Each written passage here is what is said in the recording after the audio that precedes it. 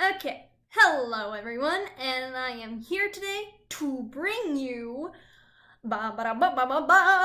which wicked character are you? And by you, I mean myself. See, I thought this would be an interesting opportunity for us to get to know each other a little bit more, and you can help me get to know you guys by taking this quiz yourself and posting your result in the comments. I will post the link in the description.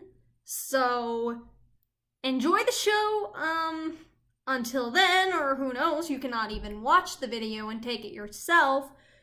But I think that you'd really enjoy this. But then again, maybe you wouldn't want to see an amateur like me. But I promise you things will get better in time. Okay, enough chit chat, let's get started. You are in math class reviewing last night's homework when you realize your teacher wrote the wrong answer to a problem on the board. She doesn't seem to notice her mistake. You point out that the answer is wrong. You don't want anyone learning the concept incorrectly. Keep quiet about it, then giggle about stupid teachers after class with your friends. Tell the teacher loudly and publicly that the answer is incorrect, then comment on her lack of focus, or don't say anything about it. Well, math really isn't my best subject, so normally I probably wouldn't say anything about it just because I wouldn't know the answer is wrong. But in this case, since it says that I realize it, I have to kind of put myself in perspective.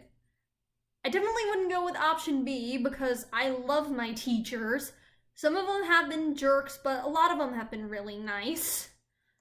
And most of the time when they did something that annoyed me or made me upset, it was mostly because it was something that just personally annoyed me, and they were most of the time fine.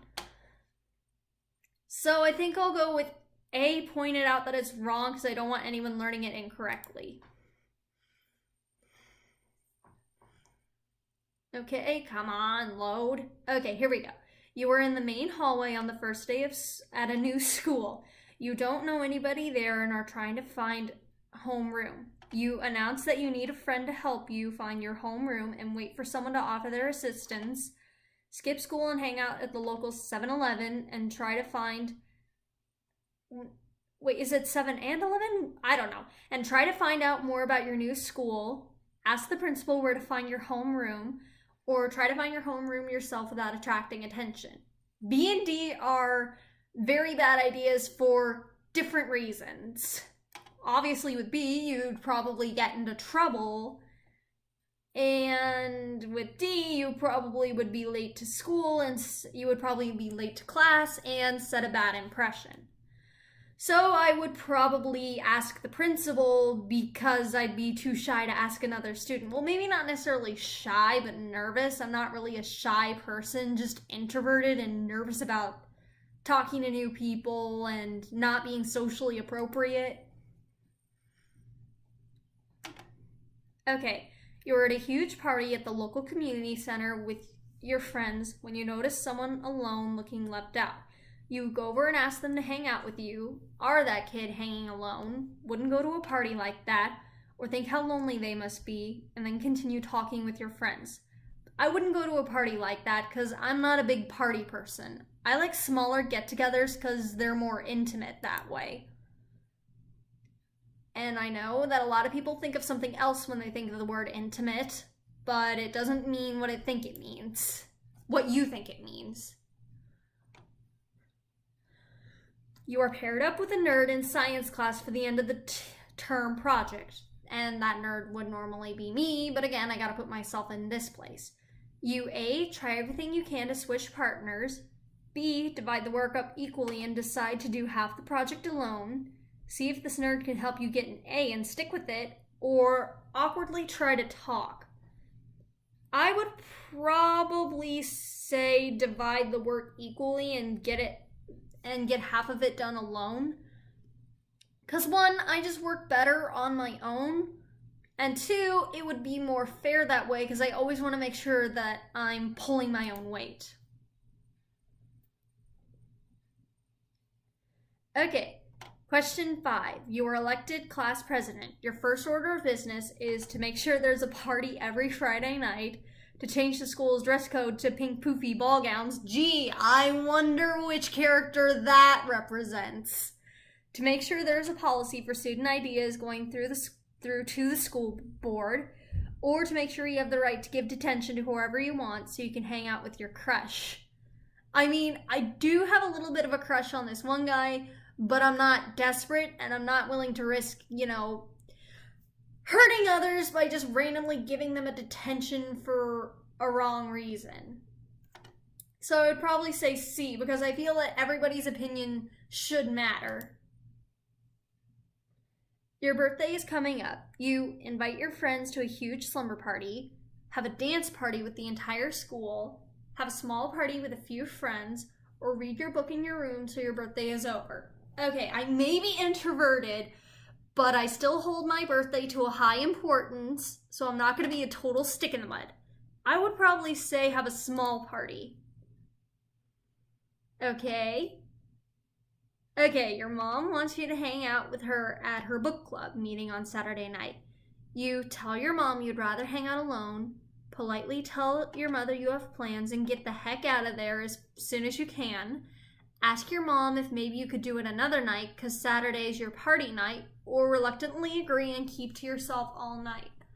I would probably tell my mom that I'd rather hang out alone because what matters to her is that I'm happy. Yeah. I'm recording a video that I may or may not upload on YouTube sometime later. Okay, you want to see a musical with your best friends tonight. You pick Legally Blonde, Fame, Wicked, or Anne of Green Gables. None of these are good besides Wicked. Well, for me anyway. Yes. I'll have you make one next. I would probably say Wicked. I'm sorry if I offended anybody.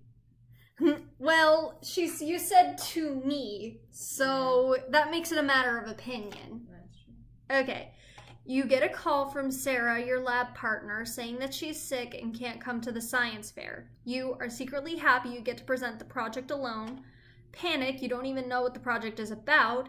Decide to skip the science fair anyways because Sarah is the only reason you agreed to participate. Or go to the science fair in hopes that no one will want to observe your project. Well, dang it, Sarah. You might as well be close to dead because if you aren't, there's no exceptions. Okay, well, this may sound mean, but I would probably go with A. Not that I'm happy about my partner being sick. It's just that You think she'd screw it up?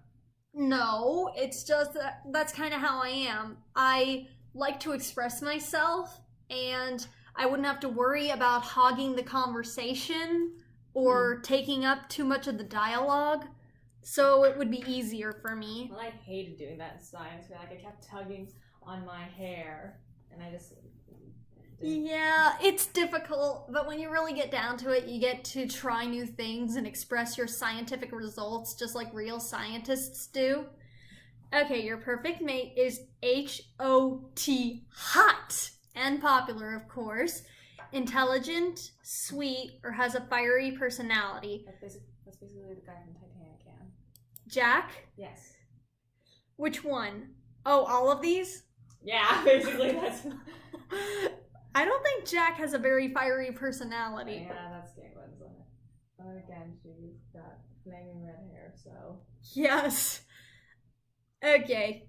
I would probably go with sweet. Kindness is the most important factor to me. Okay, which character did I get? You gotta have kindness. Hopefully not the wizard. Yes, I got Elphaba! Oh, she's my favorite. Again, when? You always get her. On every other quiz. Yeah.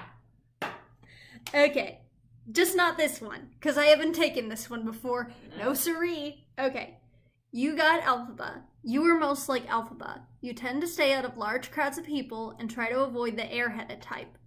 You are intelligent and speak up for your own ideas. You are quite shy but never hesitate when you have something to say. You have a fiery temper which likes to land you in troubled situations. But most of all, you like to help people, whether big or small, munchkin or animal, popular or even green. Don't hesitate to join in a small group of friends every once in a while and try to control your temper. You'll find that most people realize you're not that wicked after all. That's pretty much me, except for the fiery temper Yeah, part. yeah. I'm very patient. Yeah. That right there. That's the story of my life. Yes, my sister describes herself as having more of a fiery I temper. remember taking To Kill a Mockingbird. We were like, "What's character?" And I got scout like 2 or 3 times, and I'm like, "How?" Mom says I'm more like Jen. Yeah, that would be a good one for you to take. Anyways, yes, I definitely like to stand up for what I'm passionate about. For Elphaba, it's animal rights, and for me, it's autism, because it really hits close to home for me, and I want to make sure that all kids with autism can accept their diagnosis, and other people accept it and understand it, so that kids with autism can find success in the workforce and lead healthy, successful, happy lives.